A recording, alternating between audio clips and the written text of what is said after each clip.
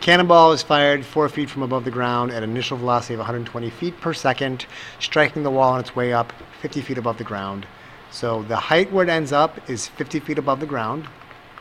We can see that the initial velocity is 120 feet per second, and then the initial height is that 4 feet. So it's a quadratic with two kinds of t's, both a t squared and a t. So there's no way to get that t by itself with reverse PEMDAS. I'm going to have to use the quadratic formula, which means one side should be equal to 0. I'll save myself some steps and just subtract 50 from both sides.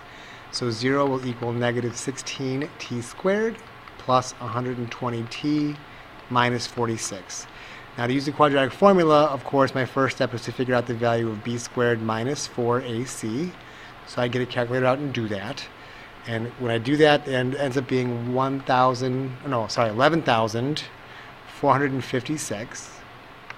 And the formula would say opposite of b plus or minus the square root of that b squared minus 4ac value, all divided by 2 times a, which is negative 32.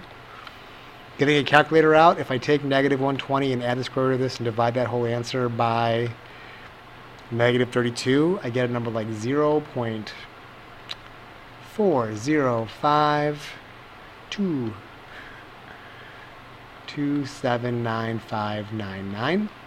If I do negative 120 minus this crazy square root value and take that whole answer divided by negative 32, I get a 7.09477204. So we have two reasonable times. They're both positive times, so they both could be right. And we have to pick the correct one. So I want to point out that when that cannonball goes up and then down, it's 50 feet in two places. Here and also here.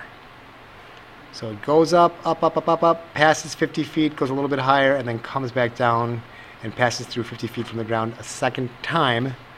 This is when it was 50 feet on the way up. This was 50 feet on the way down.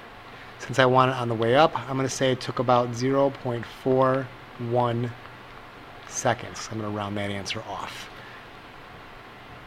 Good luck.